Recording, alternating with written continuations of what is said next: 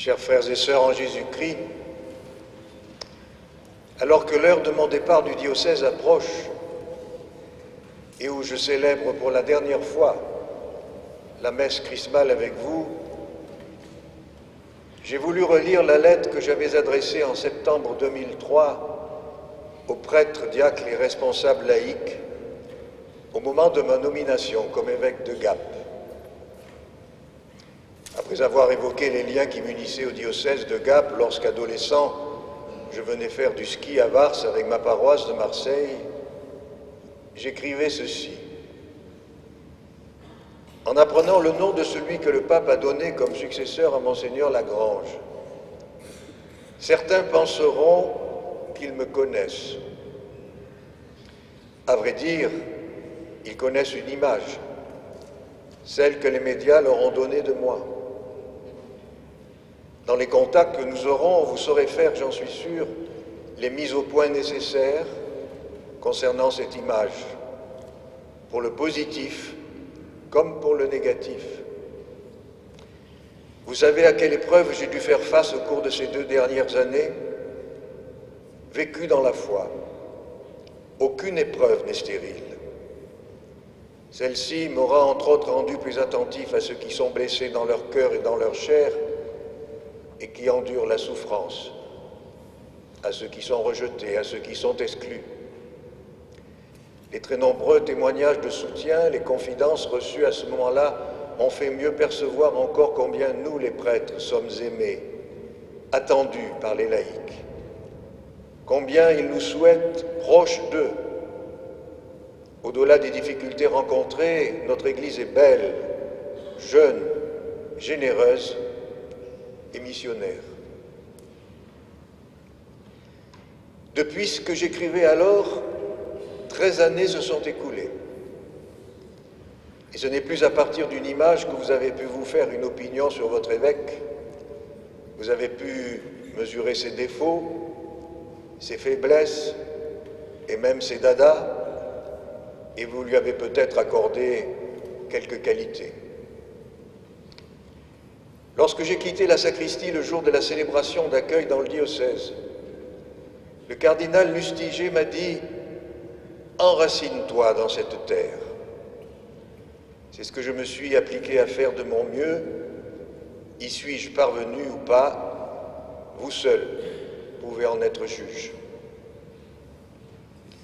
Chers prêtres, diacres, religieux, religieuses, pendant toutes ces années passées avec vous, j'ai été le témoin de la manière dont vous accomplissez votre mission dans une Église qui doit faire face au manque de prêtres. Vous êtes présents au milieu de vos communautés avec courage et dévouement. Vous vous donnez sans compter dans une société qui doute souvent de l'utilité de notre présence. Une société où, si nous avons failli à notre mission, l'opinion publique condamne avant même que la justice ait pu rendre sereinement son jugement. Ce soir, je veux vous dire merci. Merci à ceux d'entre vous originaires des Hautes-Alpes.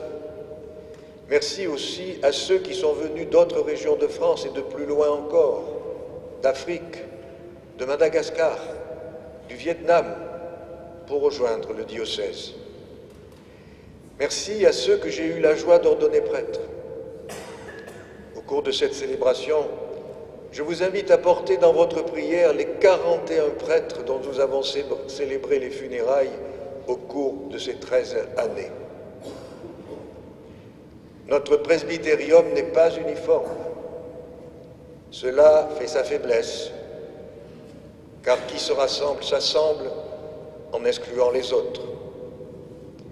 Mais c'est aussi sa richesse, car personne à lui tout seul n'épuise tous les charismes. Je me suis efforcé de maintenir l'unité de notre presbytérium, et cela ne dépend pas seulement de l'évêque, mais aussi de chacun. Et ce sont les fidèles qui font les frais de nos divisions, et au-delà le témoignage que nous devons donner de la personne du Christ. C'est lui, le Christ, qui est la source de notre unité. Demandons-lui de chaque jour la fortifier davantage.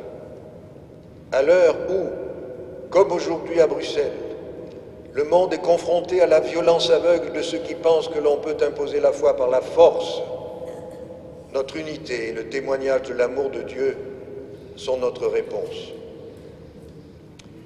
Mais ce soir, je veux aussi saisir l'opportunité que nous offre l'année de la miséricorde voulue par le pape François et les circonstances de mon prochain départ pour me tourner tout d'abord vers vous, prêtres, diacres, religieux et religieuses, et pour vous demander pardon. Oui, je vous demande pardon si bien involontairement je vous ai blessé par maladresse, impatience, si j'ai été injuste, si vous avez le sentiment que je n'ai pas été disponible, pas assez à l'écoute, que je ne vous ai pas compris, si je n'ai pas été le père que doit être l'évêque pour chacun d'entre vous. Sachez qu'au-delà de ce qui a pu quelquefois détériorer pour un temps nos relations, mon affection pour chacun de vous, elle, n'a jamais été altérée. Je me tourne aussi vers vous, les fidèles de notre diocèse, mais au-delà aussi vers celles et ceux que j'ai côtoyés dans le département.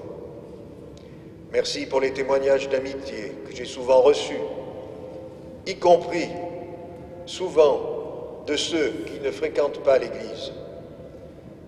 Ces témoignages m'ont aidé à porter les critiques, les injustices, parfois même les calomnies, dont un responsable est souvent la cible.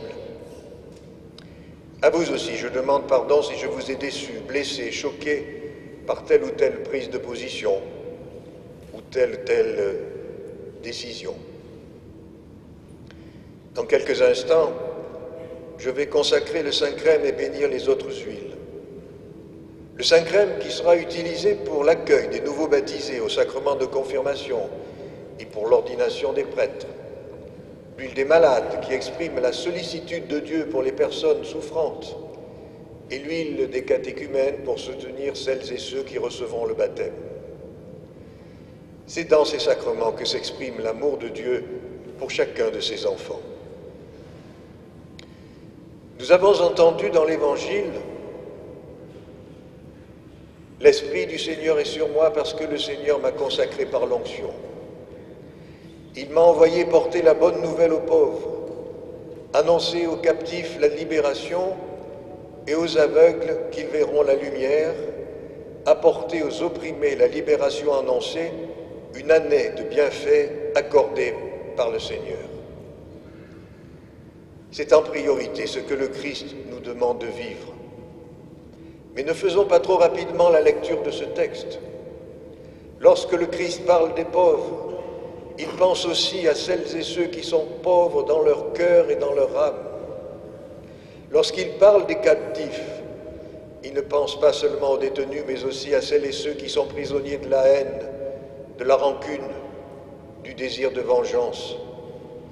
Lorsqu'il parle des aveugles, il pense aussi à ceux qui ne regardent que leur nombril et ne voient pas les autres et ne connaissent pas la joie de l'Évangile. J'ai entendu récemment la phrase suivante. La vie est un brouillon que l'on ne peut pas mettre au propre. La vie est un brouillon que l'on ne peut pas mettre au propre. Erreur. Si le Christ a donné sa vie pour nous, c'est bien pour que nous puissions mettre au propre le brouillon de nos vies. Pour cela, il n'a pas craint de venir vers nous. N'hésitons pas à aller vers lui. Que les fêtes pascales réjouissent votre cœur et le comblent d'espérance.